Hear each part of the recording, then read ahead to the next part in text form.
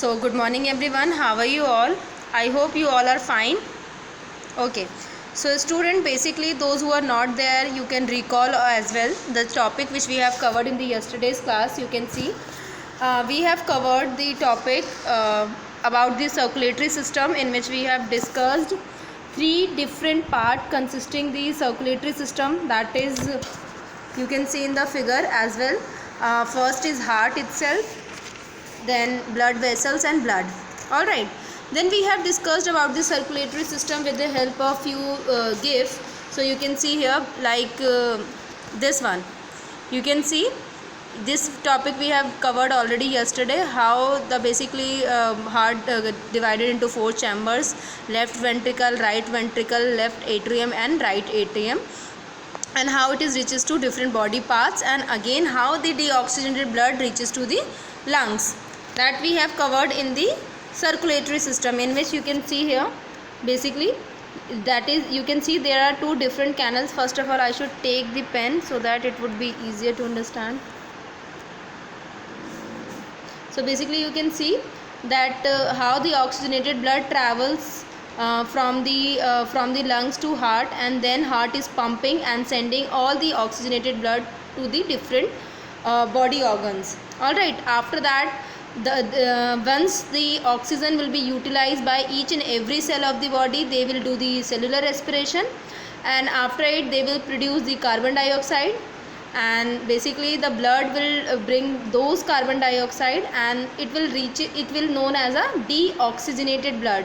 It doesn't mean that blood will convert into the blue color. Blue color we are using and we are symbolizing just for the sake of understanding purpose.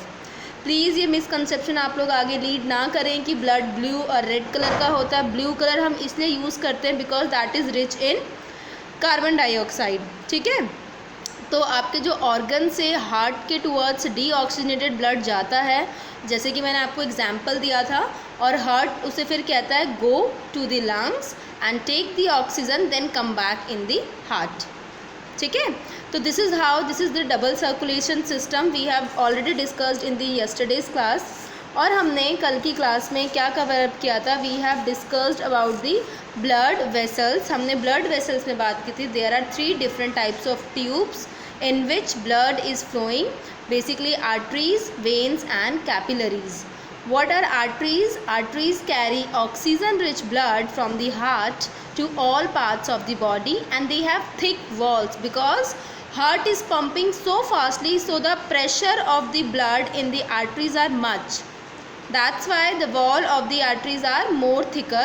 And you all know that veins, basically veins carry carbon dioxide rich blood from all parts of the body to the heart, and they have thin walls. And basically there is a connection, thin connection between the blood vessels which join the arteries and veins. We are calling them as a capillaries. ठीक है, जैसे कि आपके हमारे बहुत सारे organs होते हैं, छोटे छोटे ऑर्गन्स होते हैं, माइन्यूट होते हैं, उसमें छोटे छोटे से नर्व्स रिक्वायरमेंट होते हैं, जिसमें sorry nerves, the term nerves is not good. Basically capillaries, जो छोटे जिसमें ब्लड फ्लोइंग वेसल्स होते हैं, उनको हम कैपिलरीज कहते हैं. So these three different blood vessels, arteries, veins and capillaries, हमने कल ऑलरेडी क्लास में डिस्कस कर लिया था. Then we have discussed about the components of blood, और आपकी बुक में भी मेंशन है. I hope you all have underlined it and you have made the table 11.1, that is arteries and veins, page number B17. ठीक है, आप लोग देख सकते हैं पेज नंबर B17 में लिखा हुआ है, arteries carry blood away from the heart but veins bring blood into the heart. ठीक है, similarly arteries carry oxygenated blood except lung artery which carry carbon dioxide rich blood to the lungs. ठीक है, then they are usually deep seated, और we can say they have thick walls. Similarly, in the veins, we all know they are carrying deoxygenated blood except lung vein, which carries oxygen-rich blood from the lungs to the heart. So basically, they have they are flowing. They are giving the deoxygenated blood to the lungs, and then it reaches to the then it converts into the oxygenated blood. Then it again come back in the heart. तो ये हमारा concept अगर आप relate करें बेटा heart का with the respiration system, जो हमने ऑलरेडी प्रीवियस चैप्टर में कंप्लीट किया था, तो रेस्पिरेशन कैसे हेल्पफुल होता है आपके ब्लड को ऑक्सीजनेटेड बनाने में, और डीऑक्सीजनेटेड ब्लड वापस से कैसे ऑक्सीजनेटेड होता है, we have discussed everything in the classroom. So let's come on the topic which we have to cover in today's class, that is heartbeat and pulse. But before that I would like to read a paragraph which is mentioned in your book page number B18, and everyone please go through with this paragraph, blood circulation paragraph it has written. As you all know, please underline it, this paragraph is very very very important. Okay, so blood circulates throughout the body by the pumping action, and who is doing this pumping action? This is done by the heart. Okay, and the impure blood, which is impure blood को हम deoxygenated blood भी कहते हैं.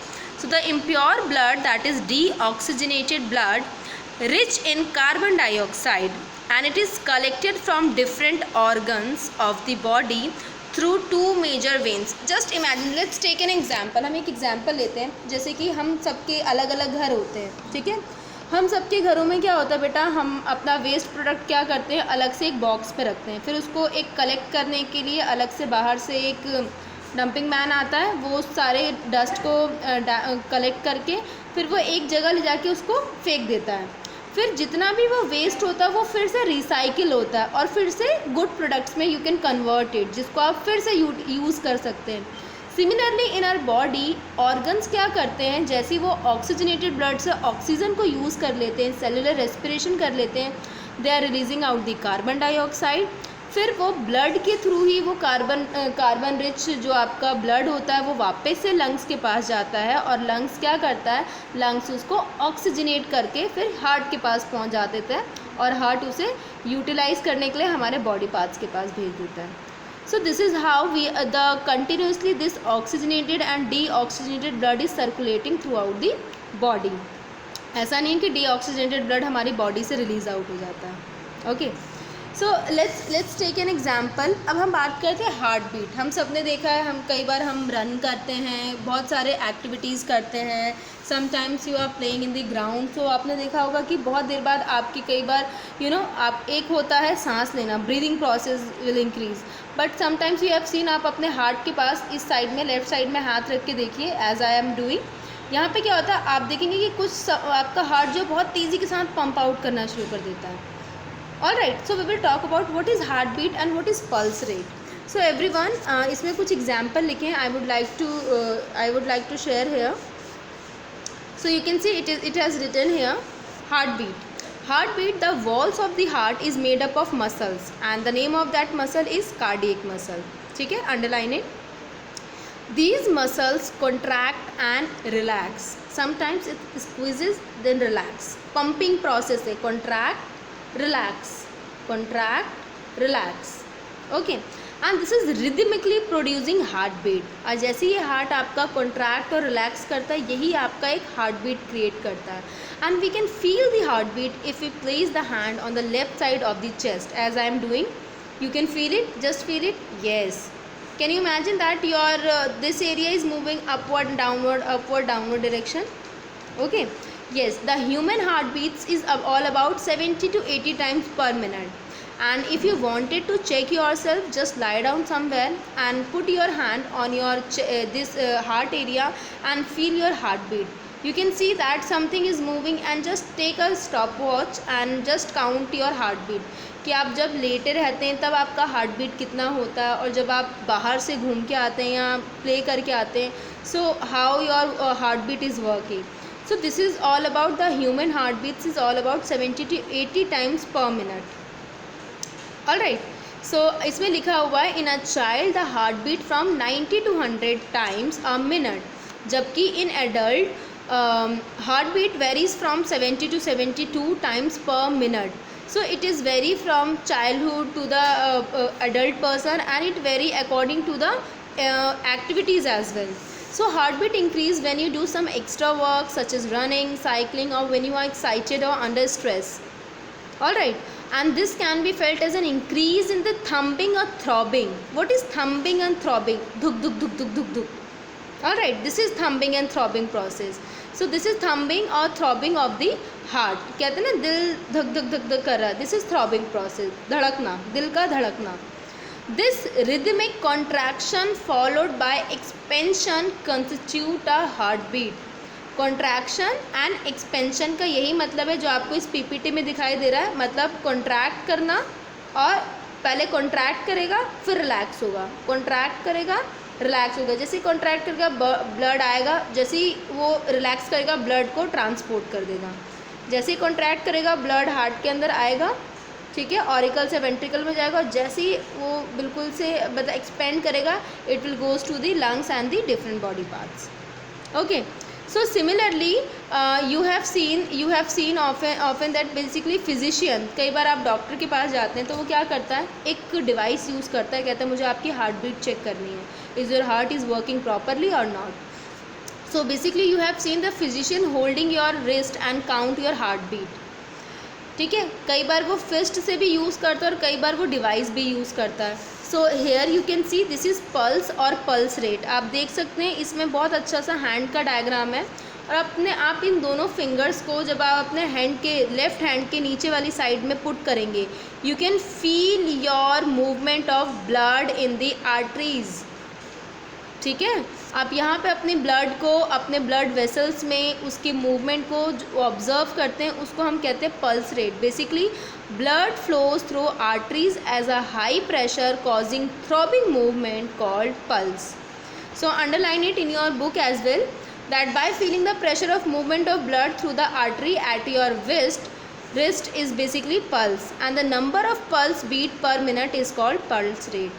और वो कितने, एक minute में कितनी बार वो बीट कर रहा है उसको हम क्या कहते हैं, pulse rate. And the normal pulse rate मतलब आपकी जो एक मिनट में मतलब पल्स रेट होनी चाहिए वो 70 to 80 पर मिनट होनी चाहिए. This is the normal pulse rate. Okay, so this is how we have the pulse rate and heart beat is all about. हमें अब एक टॉपिक इसमें करना जो कि एक्टिविटी भी आपके पास प्रेजेंट है, that is stethoscope.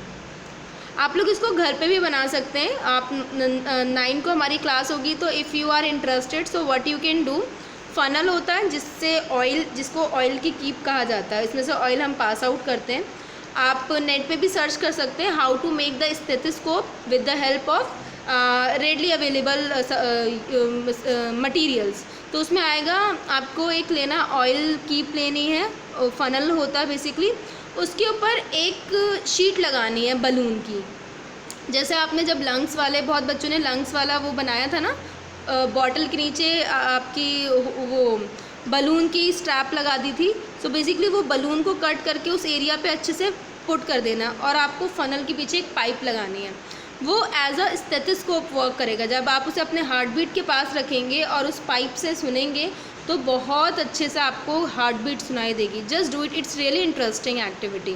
Okay, so basically the heart beat can also be measured. The measuring device of heart beat is basically we are calling them stethoscope.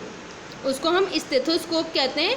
And a stethoscope is a device, please underline it, it is a device use to hear the sound of heart beat, and it has a chest piece and 2 ear piece. आप देख सकते हो इसमें chest piece है, तो आप जो funnel से बनाएंगे वो आपका चेस्ट पीस होगा, और जो आप एक सिंगल पाइप यूज़ करेंगे वो आपका ईयर पीस हो जाएगा. आपको एक पाइप से भी अच्छे से हार्ट बीट सुनाई दे सकती है.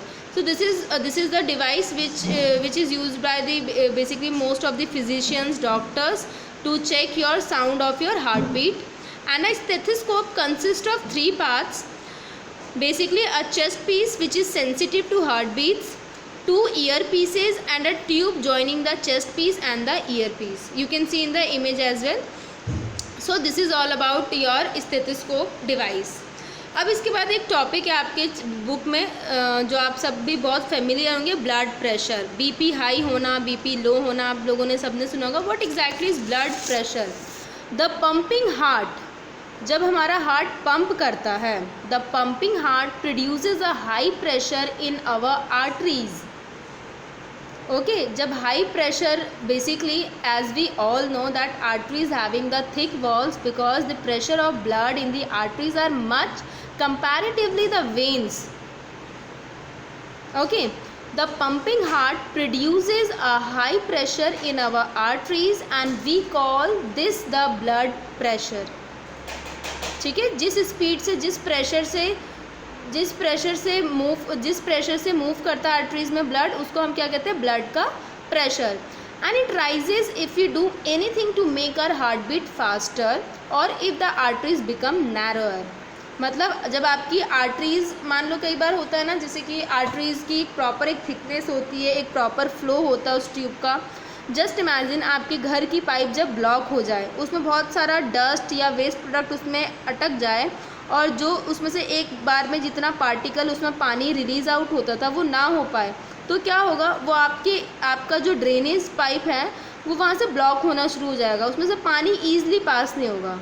सिमिलरली इन दी आर्टरीज, जो वो हार्ट पंप कर रहा है इतनी तेज़ी से, अगर ब्लड एट अ टाइम अगर वो मूव ना करे उसमें से प्रॉपरली, तो वो आपकी कहीं ना कहीं हार्ट के ऊपर प्रेशर क्रिएट करता है।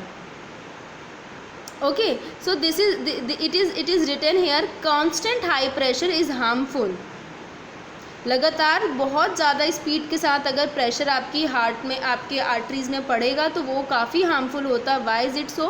Because it puts a strain on the heart and make it work harder.